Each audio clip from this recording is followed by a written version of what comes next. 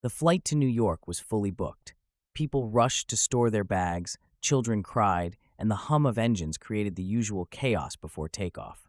Among the passengers was Mr. David Wilson, a sharply dressed black man in his mid-40s, sitting quietly by the window in business class. His demeanor was calm, professional, but there was something in his eyes, a depth that only those who've seen struggle recognize. David had built his success through blood, sweat, and rejection.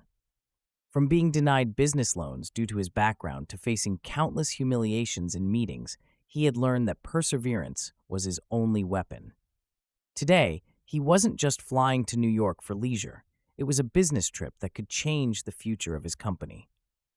As passengers settled in, a young, slender flight attendant named Victoria walked down the aisle, her heels clicking against the floor.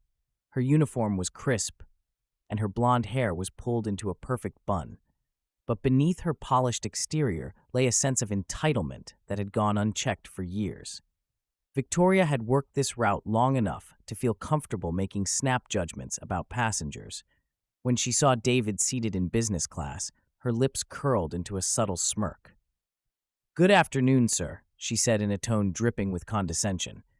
David smiled politely and nodded, hoping to avoid any confrontation. He opened his laptop and focused on his presentation, ignoring the looks she continued to shoot his way. Moments later, Victoria returned with the beverage cart. She leaned toward him, her voice still cold. "What can I get you to drink, sir?" David's eyes flickered up briefly. "Just coffee, please." As she poured the coffee, she intentionally let the cup slip, sending the hot liquid spilling all over David's face and suit. He winced, the pain sharp and immediate, but he stayed composed. Around him, passengers gasped. Victoria covered her mouth, pretending to be shocked. "Oh my, I'm so sorry," she said, but her eyes betrayed the truth. She wasn't sorry at all. David grabbed a napkin, dabbing his soaked shirt and face. "It's fine," he said, his tone measured. He knew better than to escalate the situation, but inside, he was burning with frustration. This wasn't the first time he'd been treated this way, and it likely wouldn't be the last. Victoria's colleague, a fellow flight attendant, rushed over. "Let me help you, sir," she said sincerely, offering a fresh towel.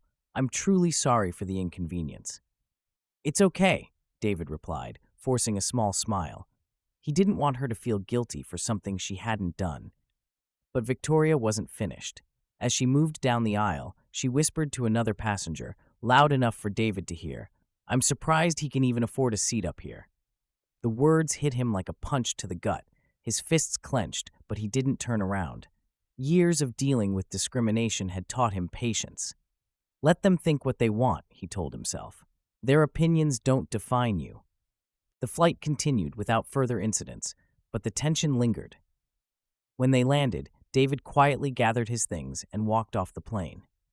Victoria barely noticed his departure, still laughing with her colleagues about the accidental spill. What she didn't know was that the man she had humiliated wasn't just any passenger. David Wilson was the CEO and majority shareholder of the airline she worked for. 2 days later, Victoria arrived at work, her usual confidence on display. But something felt off. As she walked past her supervisor's office, she noticed a meeting in progress. The door was slightly ajar, and inside, she saw David sitting across from the airline's senior management team. Her heart skipped a beat. Before she could process what was happening, her supervisor stepped out. "Victoria, Mr. Wilson would like to speak with you." Her throat went dry. She entered the room, her legs trembling. David sat calmly, his gaze steady. Gone was the polite smile. This time he meant business. "Have a seat," he said, gesturing to the chair across from him.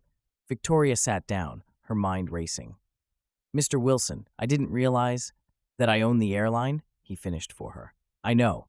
She tried to explain, but David held up a hand. "I've spent my entire life fighting for the respect that should be given freely to anyone, regardless of their background. What you did on that flight wasn't just a mistake. It was deliberate, and I don't tolerate discrimination in my company." Tears welled up in her eyes. "Please, I didn't mean to." "You did," David interrupted, his voice firm but controlled. "But this isn't about punishing you. It's about setting an example." He handed her a letter. "Effective immediately, you're suspended without pay pending further review. I suggest you take this time to reflect on how you treat others." Victoria nodded, her hands shaking as she took the letter. "I'm sorry," she whispered. David stood up and walked to the window, looking out at the city skyline. "I've learned that forgiveness isn't about letting someone off the hook. It's about freeing yourself from the weight of their actions. But forgiveness doesn't mean there are no consequences." With that, he walked out of the room, leaving Victoria to sit alone with her thoughts. For David, the victory wasn't in seeing her punished. It was in knowing he had finally broken free from the cycle of humiliation. The boy who had once been told he'd never succeed had become the man who owned the very skies.